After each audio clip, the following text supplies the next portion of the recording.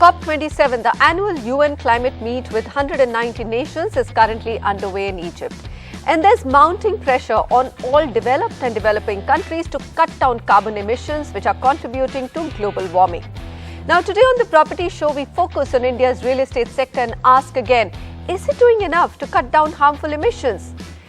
If you look at the facts, they're indisputable. CO2 is the most emitted greenhouse gas and is mainly produced by human activity.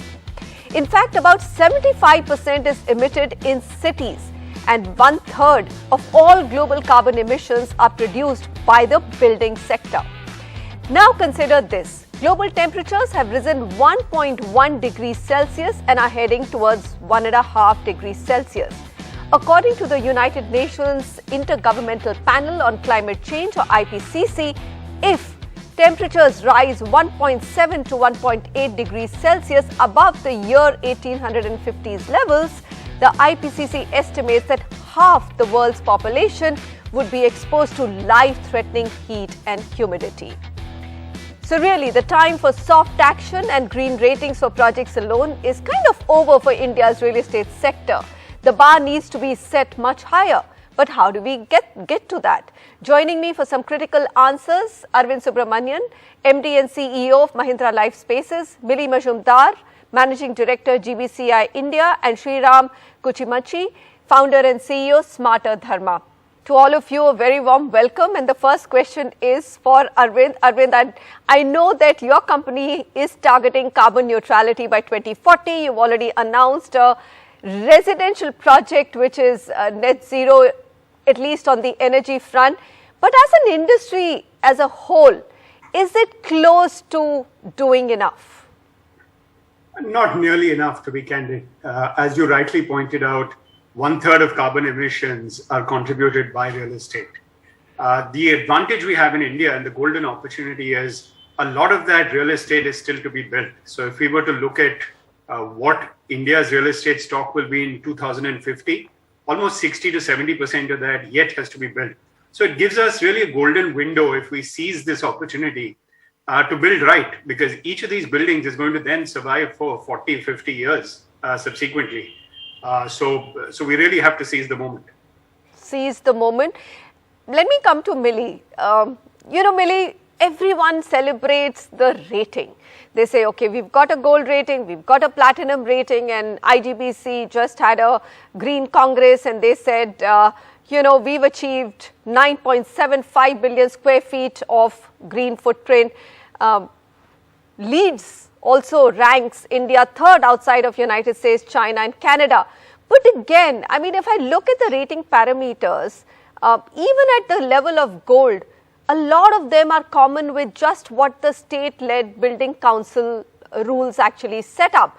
So what is the glory in just having that rating, especially at a time when we are hurtling towards a climate change disaster? Yeah, you are very right, Manisha. In the sense, the numbers that all the rating agencies, the green building certification programs put together, we claim to have achieved, that are certainly far and few in terms of the dimensions of the real estate sector in India. But certainly, I think when we talk about celebration, these celebrations bring the leaders to the forefront, and then it's up to the laggards to catch up to that. And I feel, the green building movement in India has certainly brought to the forefront the need for saving emissions the potential that the building sector holds in terms of reducing the emissions, as well as looking at holistically the other green parameters in terms of water, waste management, indoor air quality, so on and so forth. So, and you would see that more and more the green building segment, particularly the certification, since these numbers are at the forefront to the rating agencies, that has sensitized the government to bring in the policies and strengthen the policies. I mean, today only in the newspaper, you would see that the government of India is launching green bonds. And low energy building certainly is one of the beneficiaries, which was not there earlier. It is in this year, this time. If you see COP27, what we are asking in terms of climate financing for, we are talking about nature-based solutions. And many of them have given proven results through the green buildings, and those numbers are there. So I think, holistically, the segment in totality is contributing in moving towards our targets, not only in terms of emissions, but also the other green parameters that we put together, and it sensitizes and generates awareness amongst people. So you're saying at least the ratings get both the government to focus on more green principles and also gives leaders some recognition and the followers to catch up sooner. Arvind, I'm going to come back and toss back at you. And this is again a question before I go to Sriram, because he's got the solutions actually to help this happen. Even if you look at the green rating footprint, only 25% of it is residential. And 75% of green rated buildings are actually commercial. And if you look at India's sector as a whole, real estate sector as a whole, 75% is residential and 25% is commercial. So I understand in commercial there really no forward way left but to build probably gold and platinum and even higher buildings. But how do you get the needle to move in residential? Give us some examples of how you're planning to move that needle at Mahindra Lifespaces so that others can also follow that route. And you're right, Manisha, there's a wide chasm in adoption of green buildings in the commercial, or let me call it for lease real estate asset classes versus the for sale real estate asset classes, which is largely residential. And the reason for this is who stands to benefit and over what time frame. So in a commercial office, or today even in industrial facilities, the occupier occupies that facility for 20 years, 30 years, and therefore any savings that accrue from being green, whether it is lower electricity consumption, whether it is lower air conditioning, lower water consumption, etc., accrues to that occupier of that property. Whereas in a residential development, because it is sold to a large part, it's a for sale business to the buyer, the developer is asking himself the question saying, I'm going to spend this little bit more on making it a green building, but I don't get any benefit from it. The owner who lives in the apartment gets the benefit. So is this really making sense from a return on investment perspective? What we've tried to do, and successfully so, it's worked pretty well, is kind of change this question and not make it about the building is green and XYZ kind of benefits, but make it very tangible for the consumer. So in one of our projects, which we launched a couple of years back, we said your maintenance cost is going to be half that of the peer group. And we translated that into actual rupees savings per year. If you look at 50,000 rupees per year over a lifetime, that is roughly at today's interest rates of about, let's say, 6%. That's something like 3 or 4 lakhs of capital cost saving, which is quite material. Now, customers would negotiate for hours to get 50,000 or 1 lakh saving in capital cost, but they would ignore this line at the bottom of their price sheet saying your maintenance cost is so much. So we brought that footnote into a headline, and it resonated very well with customers. You mentioned our net zero energy project, which we launched in Bangalore. Fantastic reception. Within a quarter, 90% of that first phase was sold. We opened the second phase just this past weekend, 50% sold just in 2 days. I believe a lot of that is because customers are now voting with their feet to make more sustainable choices. Now, how do we translate that into a business benefit is the next step that we all need to take. If the customers are demanding and willing to pay, and you can show them actually over the lifetime of their living in that project a positive gain, Sriram, then it should be very easy. I mean, every developer should be enrolling on Smarter Dharma, because that's what you make possible, right? To measure the goals, the value, and set goals and values as well. Yeah, that's right. Thanks, Manisha. So, in fact, Arvind put it very well. So, what we are doing there is we are saying that can we help starting with the builder and set goals. A builder today will have a goal saying, I want to be 30%, I want a profit margin. I want to build 10 million square feet over the next 3 years. But when it comes to sustainability, there are no goals. The closest is certification. So we're saying from a builder point of view, can we start helping them set tangible? No, and I know this might open up a lot. Net zero is a utopian thought in terms of building real net zero. You need to look at tangible, realistic goals with a long-term impact cracked and stuff, right? So you have these tangible, realistic goals and drive your design towards it.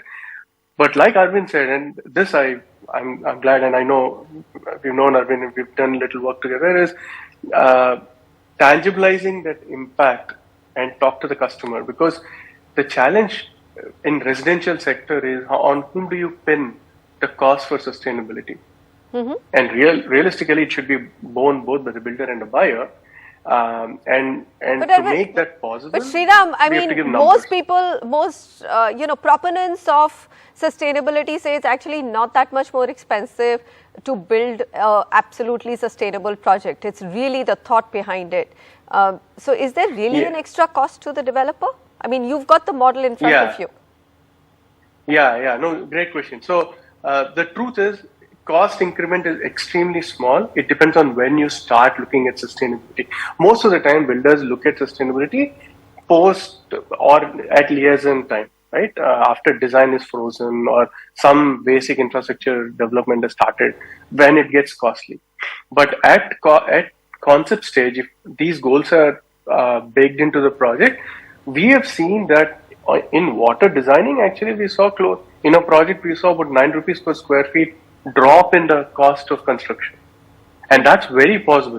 We publish a white paper with CREDI people where we could show that if at the outset you can, and then you bring other players, other stakeholders, including government policy to get approval, you can actually see costs drop if we start at the beginning and sustainable design becomes core, not a certification driven or not an afterthought. And that is what, we and our platform is able to do, is I think help inject the sustainability at the concept stage. You've said that, sustainable, you have to start the project with keeping sustainability as the core goal. And then you would probably achieve everything, a lot of savings, and you can reach a net zero project. Let me come back after the break and of course toss across again to Mili to get those answers. As Arvind pointed out, that a lot of India is still to be built. So the opportunity is huge to do it right. When we come back, we focus on what's called the embodied carbon footprint, the steel, the cement and all other ingredients which go into building. How do we get to a place where every brick is the greenest that it can be?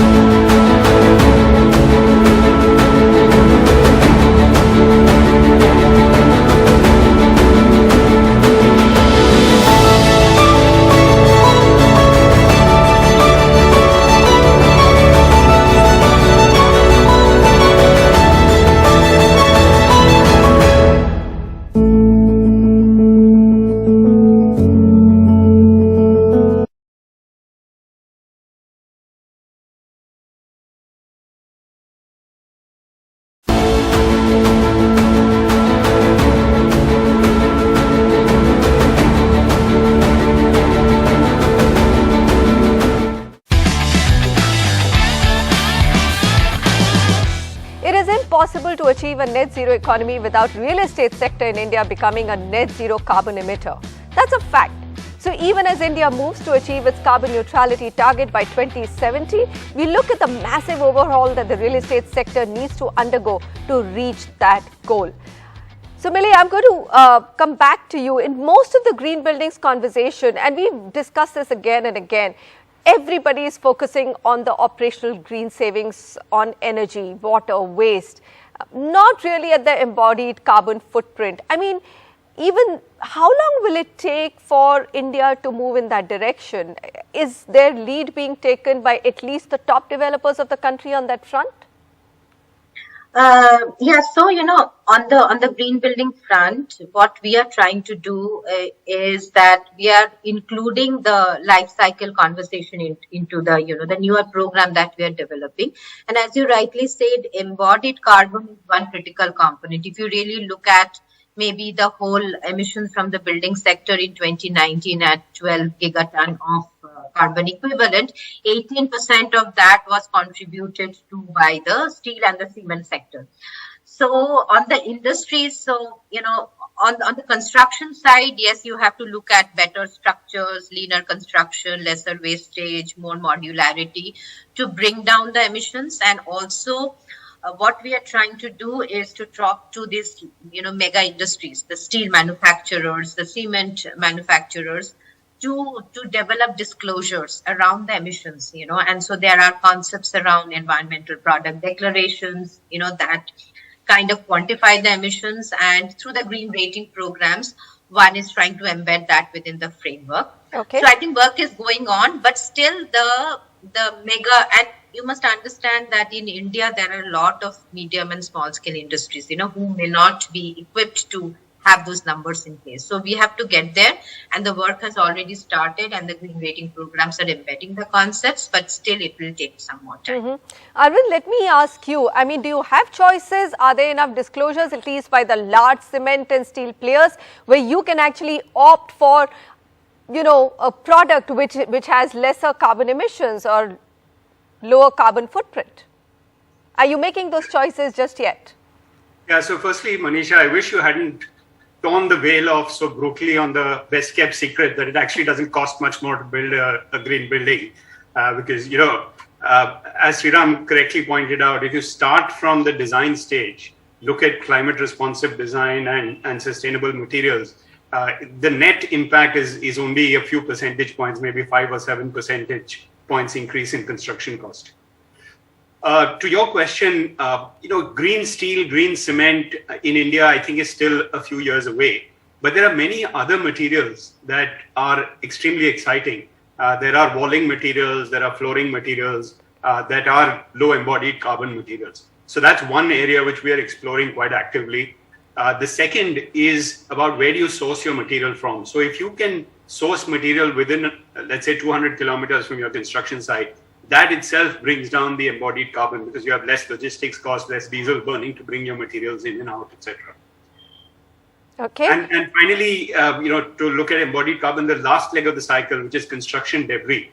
When a building is demolished or when it's refurbished, what do you do with the construction debris? How do you recycle it?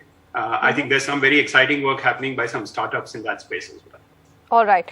So good to know that there's a lot of at least thought behind also trying to track embodied carbon footprint of a building and bring it down at least where the right materials are available. Sriram, I know that Smarter Dharma does have listings of products as well, and which actually are better on embodied carbon footprint. So does that mean that there's only a certain amount of products which can be chosen? Steel, cement are still out of that basket that Smarter Dharma has? So there are, like Arvind said, there's tons of material. So there are two steps here, Manisha. First is we don't even know what is a typical per square foot embodied carbon of a building. There's no benchmarking really on that. Very sporadic data we have across. So I would encourage every builder to say, let me benchmark what is there, right? And then our database, our platform is there. We have taken years to collate data for different kinds of material, from window frames to tiles to roofing options to bricks to cement to everything, right? We have tons of material embodied carbon. We will help, and our platform will now calculate and give them saying, hey, this is the embodied carbon. The goal should be that I should benchmark. If a company says by 2030 I'm going to be net zero in my buildings, I need to benchmark today, and project by project I need to be injecting new material to see if that's possible. I think embodied carbon should be a bigger focus because all of us know that our grid is anyway globally going to become more efficient, right? More onto renewables. So we'll anyway have the operational coming down significantly. It's the embodied, and there are tons of options there. Cement, steel are a little behind, but there is enough research going on, and there are other construction styles where you look at reducing the amount of cement in the non-load bearing walls, and all those ideas are there. I think what's challenging, and I might be ruffling a few feathers, but I think what's challenging is more often builders are a lot more skeptical. There is this trust issue, and nobody wants to take the leap of faith to say, let's do it. Mahindras are a few in the country who are saying, okay, I'm going to try a few new ideas. Many of these ideas are already quite mature. We always find it funny when a new builder says, I'm not sure what it is. And we actually have to take somebody to showcase a solution which is working. So that leap of faith has to happen.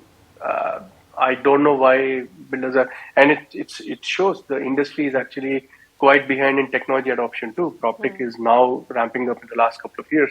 So there are leap of faith is, you're saying that there are a lot of solutions available, there are a lot of materials, but it's really the builders who have to come forward, and probably the Mahindras of the world are the outliers. Mili, would you agree with that? That, even with what we have today, there is a long road or a long gap that the sector can close right away if there is intention. Absolutely. I think so. That it's like if collectively the sector comes together and, adopt these solutions and, kind of learn from each other, then we can bridge a lot of the gap. And there is already a lot that is happening and has been done. It's just a matter of putting it to practice and gaining, confidence about it, as rightly said by the other speakers. So I'm going to go back to now the COP27, which is underway right now. And I think the biggest debate, Arvind, there is where developing countries are saying, good Lord, the problem has been contributed by all the developed world. And today we are being hurtled or being asked to, rush to our net zero goal. So where is the finance going to come from? Do you believe that a lot of this can happen if the developed world actually sets aside or at least meets the commitment of the finance that they have multiple times iterated but not really done? Arvind? Certainly, Manisha, I think there is multiple actors who need to come to the party, and it's not your problem or my problem, it is our problem to solve. So firstly, the lens that, look, we've not contributed to the problem, therefore we won't contribute to the solution itself is a limiting view of the path forward. But as you rightly said, sources of finance, which largely are the Western and Northern world, have to meet where the impact is the highest, which is the South and the East. So that has to happen, and frameworks and regulation and business models have to get created to get that match made nicely. All right. I think we've discussed some very interesting points that, as a sector, we are not that lagging, but there's a long, long way to go. Arvind, Mili and Sriram, thank you very much for joining me on this show today. It's a very relevant topic, and I do hope that the message gets stronger and the participants get much more committed.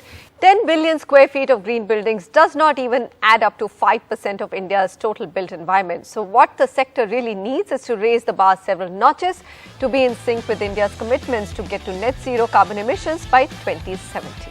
Thanks so much for watching this show.